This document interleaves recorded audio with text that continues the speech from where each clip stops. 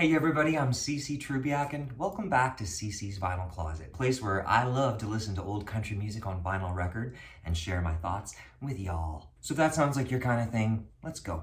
I keep referring to an old compilation CD that I had in the 1990s. You know, one of those kinds that contained hits and great classics in country music. One song that I remember was called Kiss an Angel Good Morning by Charley Pride. Kiss an angel good morning, and let her know you think about her when you're gone.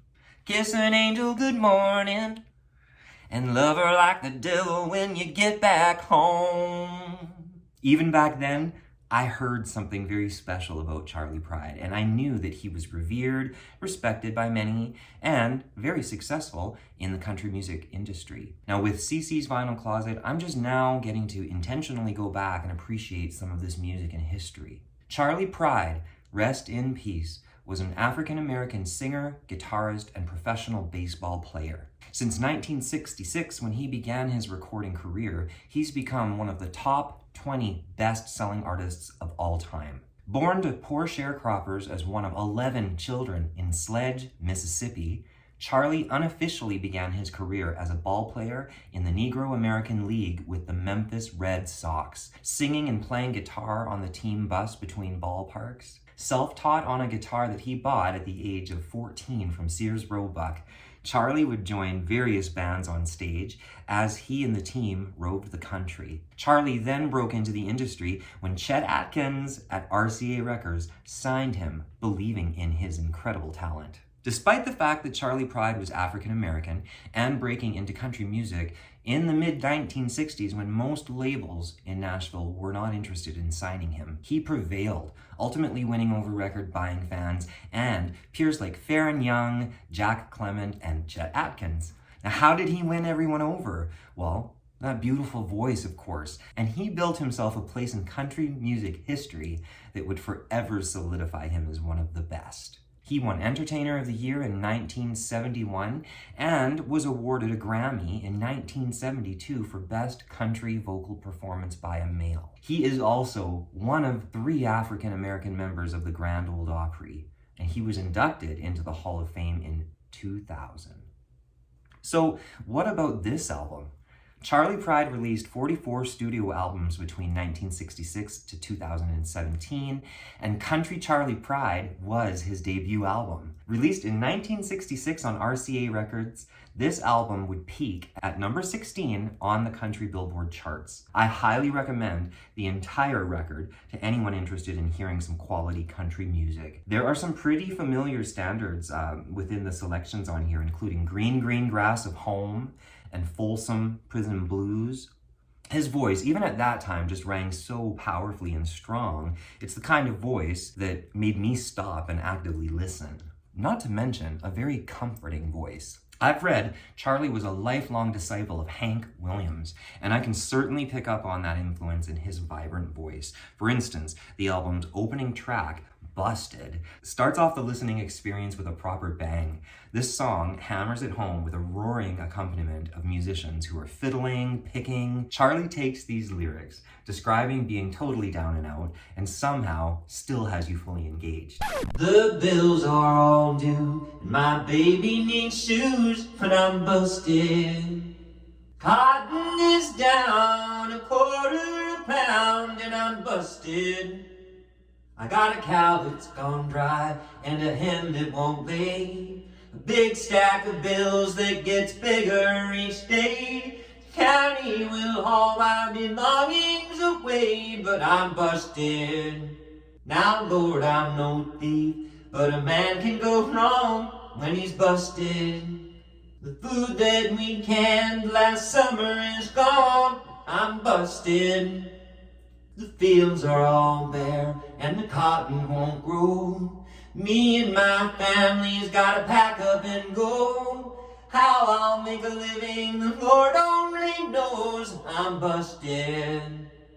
Loved the opening track right off the top. Bravo, my kind of country music. Please check out his version if you can. There's a lot more great tunes on side 1, like Detroit City, Yonder Comes a Sucker. I fell in love with a pretty little thing. I thought that wedding bells would ring. She was as sweet as sweet could be, till I found out what she did to me.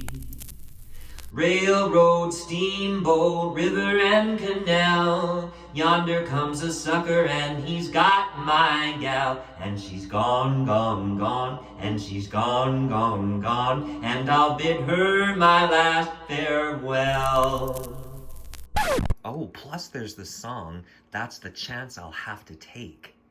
And if I go on loving you, if to leave is a mistake, if I'm wrong in what I do, that's the chance I'll have to take. Interesting to me, on side 2 was a cover of Before I Met You, a song that I thought, mistakenly so, was originally released by Porter Wagoner and Dolly Parton in 1968 on their first collaborative album, Just Between You and Me. However, I was properly schooled, and as history goes, Before I Met You was first recorded in 1953 by Joe Cannonball Lewis. But it has been recorded by many, many, many others over time, including Porter, Dolly, and yes, as I discovered, Charley Pride. I really enjoyed this Charley Pride version, so here's a little bit of Before I Met You, CC style. I thought I had seen pretty girls in my time. That was before I met you. And I never had one that I wanted for mine. That was before I met you. I thought I was swinging the world by the tail. I thought I could never be blue. I thought I'd been kissed and I thought I'd been loved. That was before I met you. There's one more song I'd really like to touch upon, and that would be the Mel Tillis, Fred Birch penned Snakes Crawl at Night. I watched that car pull right up into my driveway. Saw a shadow slip away from my house. So I hurried straight and looked in her room. And I found out that it was my loving spouse. All the snakes crawl at night, that's what they say. When the sun goes down, then the snakes will play. I learned that this very Charley Pride song was the first song that he ever recorded in a recording studio in August of 1965. He cut this cheating song with the legendary producer Jack Clement. Now, despite the fact that Snakes Crawl at Night was not actually a huge hit on the country charts, Pride apparently did continue to perform this song throughout his career. Even just after diving this far into Charley Pride's history, I have no doubt why he had such a hot streak of hits through the years. How, even today, he remains an important part of the expansion of country music. Despite being such an important black figure in country music, Charley Pride never felt defined by his race. And I, for one, have become a proper Charley Pride fan, and I look very forward to listening to more and more of these records and enjoying his vibrancy and his gifts. So that really essentially wraps up today's installment. I highly encourage others to pull out their Charley Pride vinyl and listen. Please drop your comments below and stay tuned for next week's installment of CC's Vinyl Closet. Thank you so much for watching. Please subscribe and take comfort in the music.